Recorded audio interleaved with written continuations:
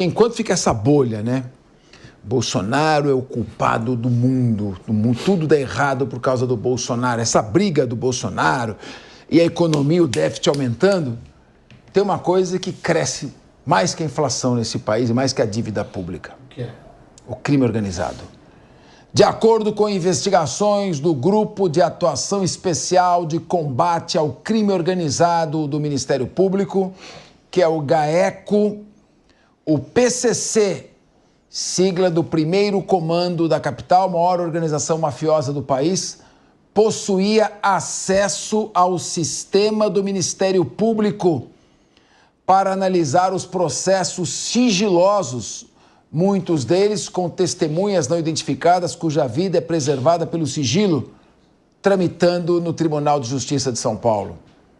De acordo com a apuração, a facção obteve indevidamente a senha de um servidor do Ministério Público para acessar os processos. Corrupção dentro do Ministério Público, um servidor do MP. Felizmente, a instituição rapidamente identificou e efetuou a prisão. Assim, conseguia obter dados sigilosos e frustrava investigações e ações da polícia e do Ministério Público, porque tinha acesso antecipado às estratégias de investigação. Sumiam documentos, por exemplo. Um servidor e outro investigado foram presos na operação deflagrada hoje pelo GAECO e pela Polícia Militar. Conforme o Ministério Público paulista, de acordo com o que ele disse, foram cumpridos 5 mandados de busca e apreensão em 3 cidades do estado, além de 2 mandados de prisão temporária. Eu vou passar aqui, começar aqui com o nosso querido Rodolfo Maris, mas parabéns ao Dr. Paulo Sérgio de Oliveira Costa, chefe procurador-geral do Ministério Público do Estado de São Paulo. Parabéns. O GAECO de São Paulo vive atualmente um dos melhores momentos da sua história. Já tinha havido um início de recuperação com o Dr. Sarrubo, da imagem anterior do GAECO, e hoje conformado Lincoln Gaquia, o maior adversário, o maior inimigo do PCC, Fábio Ramazini Bechara, Dr. Juliano, Carlos Gaia e Dr. Eduardo. Esse quinteto faz um trabalho fantástico. E, ao mesmo tempo, o grupo de recuperação fiscal, Dr. Luiz Henrique Dalposse e Alexandre Castilho também. Parabéns a esta grande equipe do Ministério Público.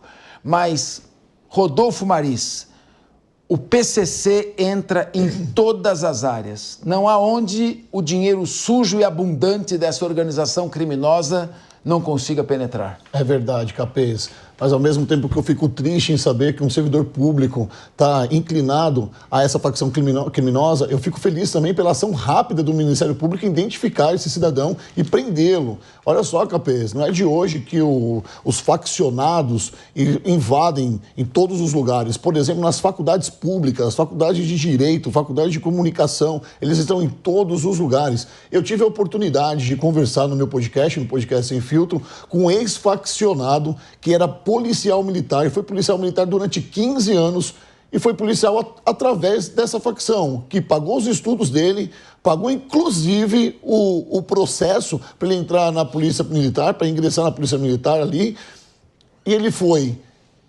tendo esse trabalho como policial militar e ao mesmo tempo sendo faccionado. Ele foi preso, ficou 10 anos preso e ele conta hoje, ele é autor de um livro, ele conta abertamente como é que essa facção trabalha no Brasil. É lamentável, Capês, que isso esteja acontecendo aqui, mas glória a Deus pela vida das pessoas que prenderam esse criminoso. Paulo Loyola. Boa atuação do GAECO, importante fazer esse tipo de prisão. A gente tem que investir mais nessa questão de inteligência. Fico feliz quando vejo a ação da polícia que não está matando menino de 4 anos, que não está matando estudante. Acho que a gente tem que pensar e comemorar mesmo essas ações de inteligência que são as que, de fato, geram um impacto relevante no combate ao crime organizado. Muito bem. O que foi? Você protestou aqui? Eu protestei porque não pode colocar nessa frase quando vê um policial não matando criança de 4 anos, como se o policial saísse de casa para matar uma criança de 4 anos de idade. É fatalidade. Quando um bandido mata uma criança de 4 anos, não tem esse peso parte da esquerda. Não tem esse peso. Agora, quando o policial comete esse ato infracional, esse ato criminoso, por um acidente, vira pauta. E todas as pautas de segurança, eles gostam de citar quando o policial não sai para matar fulano, quando o policial não sai para matar, o policial sai para matar bandido. E ainda assim, em resposta de fogo contra o bandido que atira nele. Acho que essa narrativa, ela tem que ser, sabe, ela tem que parar, tem que cessar, porque essa não é a verdade do policial militar que sai para trabalhar. Mas olha só, eu não acusei a polícia de nada. Eu falei que eu fico feliz quando ela não mata crianças de 4 anos. Foi essa como se fosse uma nuance da polícia matar crianças de 4 anos. Não, essa é a sua conclusão. É o que você está querendo colocar. Não, isso é o que você está querendo interpretar. Como você quis colocar. Não. Hermenêutica não é um problema. Não. Eu fico feliz quando o policial não sai para matar uma criança de 4 anos. Você não fica feliz? Cara, a polícia não sai para matar Você comemora quando o policial mata alguém de 4 anos? Claro que não, mas a narrativa então não é essa. Então a gente está na mesma página. A narrativa não é essa. Não, mas olha só, a narrativa está por sua conta. Eu peço somente que não coloque palavras na minha boca. O que eu disse, e repito, é que eu fico feliz que a gente atue com inteligência e não com violência gratuita que termina por matar crianças e estudantes. Foi somente essa a minha frase. Qualquer outra coisa está na sua interpretação, que eu respeito e discordo. O Paulo Loyola fica feliz quando a polícia não sai para matar. É a fala dele. Ele não diz que a polícia sai para matar, ele diz que fica feliz quando a polícia não sai para matar. Eu fico feliz com a minha polícia militar, orgulho do estado de São Paulo. Desde isso, cara. O PCC acaba sendo... É impressionante como o PCC tem sido tema, né, em todas as discussões e as rodas de debate. E o que me impressiona nessa história toda é como ele utiliza mecanismos sofisticados para subverter a ordem das instituições, né? Então, é como o Rodolfo falou, não tem um mecanismo, uma instituição hoje que a gente tenha a ideia de que o PCC não esteja envolvido, né? Parabéns para as pessoas que identificaram essa pessoa que estava cometendo esses crimes. Mas esses dias eu estava lendo uma pesquisa, a gente tem poucas pesquisas científicas sobre o PCC no Brasil, mas uma das poucas registrava que o PCC faz a cada 45 dias uma análise de todos os seus correligionários, seus infiltrados que têm ligação com o PCC, para ver onde que eles têm que investir mais dinheiro, onde que eles têm que dedicar mais atenção para que o PCC siga prosperando, né? Então é impressionante como eles subvertem, inclusive, a ordem das instituições, né? Mas felizmente aí um caso que conseguiram resolver e subverter finalmente o PCC, né? Mas meu querido João Belutti, é preocupante. Gente estudando direito com a faculdade paga pelo PCC. Você sabia que em 2 exames orais, não vou falar instituição, mas instituições de poder decisório, foram identificados membros do PCC? A inteligência da Polícia Militar identificou e apontou para a instituição que havia 2 integrantes do PCC no exame oral. Ou seja, ele começa com a ficha completamente limpa, às vezes não tem nem idade, jovem, não tem nem idade para ter algum tipo de problema, e a partir dali já começa a agir, já é pré-determinado a agir. O poder de corrupção, quando não prepara a gente para entrar, corrompe os que lá se encontram. E na política, o PCC hoje quer eleger vereador, porque prefeito fica muito exposto. Sim. O vereador consegue, fazendo maioria na Câmara, ele chantageia o prefeito, para não caçar o mandato por qualquer tipo de pretexto, tem emenda parlamentar, indica secretários e influencia para a realização de obras. É muito complicada essa situação, João Belutti.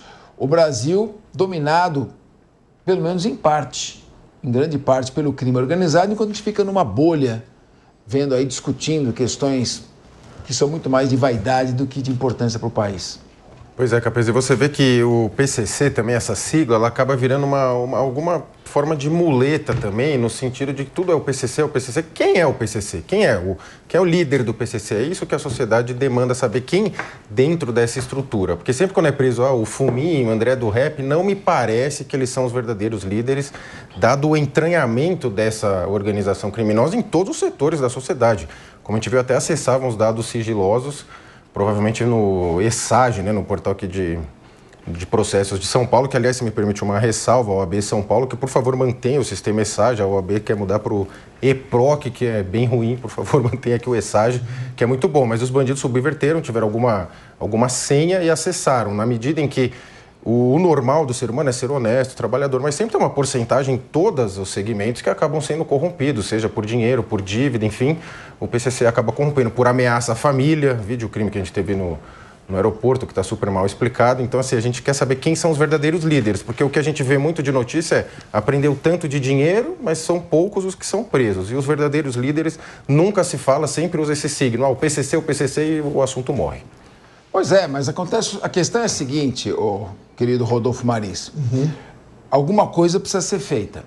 Operações midiáticas, espetaculares, como o Rio de Janeiro é pródigo em fazer, nos morros cariocas, pouco resolve e provoca efeitos colaterais. O que é necessário fazer são operações planejadas, sistema de força-tarefa, e sem as receitas municipal, estadual e federal, sem os órgãos de fiscalização dos municípios para caçar a licença e alvará de hotelzinho que explora tráfico e prostituição infantil, sem uma ação integrada dos ministérios públicos, não vai haver asfixia econômica do PCC. Que é o calcanhar de Aquiles. Follow the money, siga o dinheiro. Então, nesse ponto que a gente tem que trabalhar, porque o crime organizado, ele é organizado, ele funciona 24 horas por dia, ele não tira férias, não tira licença-prêmio, não para no final de semana, não é repartição, ele não se corrompe porque ele já está corrompido e ele é um órgão corruptor, o PCC, o caso do crime organizado. Como o Estado lidar com ferramentas tão ultrapassadas como a que temos? Essa é a grande pergunta, Capês, mas eu gostei muito do que o meu amigo João Bellucci falou, porque eu tive a oportunidade também de entrevistar o Fábio Jabá, que é um policial penal. Ele trabalha há 25 anos dentro dos presídios e ele falou uma coisa muito interessante. Ele falou, Rodolfo, hoje o PCC não tem um líder. A galera coloca o Marcola como grande líder do PCC, mas é como se fosse uma oligarquia. Tem vários grupos que demandam várias tarefas. Então fica muito difícil você chegar no líder do PCC. Você consegue chegar no líder do tráfico de drogas, você consegue chegar no líder de tráfico de crianças, você consegue chegar no líder do tipo de crime de assalto a carro forte. É uma grande quadrilha, é um grande complexo dentro das cadeias e é muito difícil você chegar, Capês, de fato, a um líder. Agora, a questão financeira, nós sabemos que todas as vezes que o Ministério Público, a Polícia Militar, a Polícia Civil, a Polícia Federal, ou seja, os órgãos competentes, agem com inteligência, agem conforme a lei e acabam sanando esse problema, que é o tráfico de drogas, e acaba fazendo as grandes apreensões, é um grande problema para eles, porque o que de fato movimenta é esse monte de dinheiro que eles gostam de efetuar através de furtos e roubos e tudo mais, Capês. Sem dúvida. Agora, o Paulo Loyola, me diga, você é do Rio de Janeiro. Sou carioca. A questão ali no Rio de Janeiro, ela é complicada, porque a geografia favorece o crime organizado, a população que mora, sobretudo nos morros, nas favelas, é escravizada pelas organizações criminosas. Tem ali o arrego, né, que é o valor pago, a propina paga para que a polícia, parte dela pelo menos, não suba para fazer as operações. Como você vê ali na situação do Rio de Janeiro, no ponto que chegou, o combate às organizações criminosas, lá principalmente o Comando Vermelho e outras que estão incrustadas nos morros cariocas? Eu já falei aqui mais de uma vez, e pelos mais de 35 anos que vivi no Rio de Janeiro, do meu ponto de vista, a polícia do Rio de Janeiro merece hoje uma intervenção federal. Tá? Ali, para mim, é um caso que não tem salvação. Vimos isso no caso Marielle, onde o próprio secretário de Segurança Pública estava envolvido, e poderia citar aqui dezenas, centenas, milhares de outros casos que você tem envolvimento da alta cúpula. Rio de Janeiro tem um movimento grande, não só de tráfico, mas de milícia, e essas instituições paralelas de poder estão inseridos ali na dinâmica carioca de uma maneira que não vejo outra forma de fazer algum tipo de questão que tenha um impacto real sobre o Rio de Janeiro, que não seja uma intervenção externa sobre as polícias do Rio de Janeiro.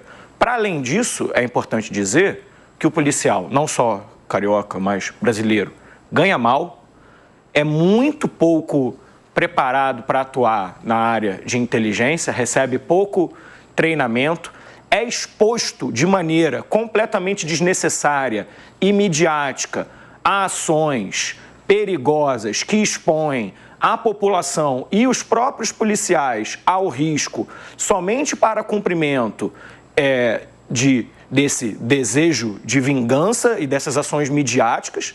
Então, o Rio de Janeiro tem uma questão vinculada à segurança pública e não acho que seja só o Rio de Janeiro que esteja nessa situação hoje, mas a situação no Rio de Janeiro é absolutamente caótica e, do meu ponto de vista, merece sim uma intervenção em nível federal. Desde Chocari, é claro que não é só o Rio de Janeiro, nós temos o Brasil inteiro, óbvio.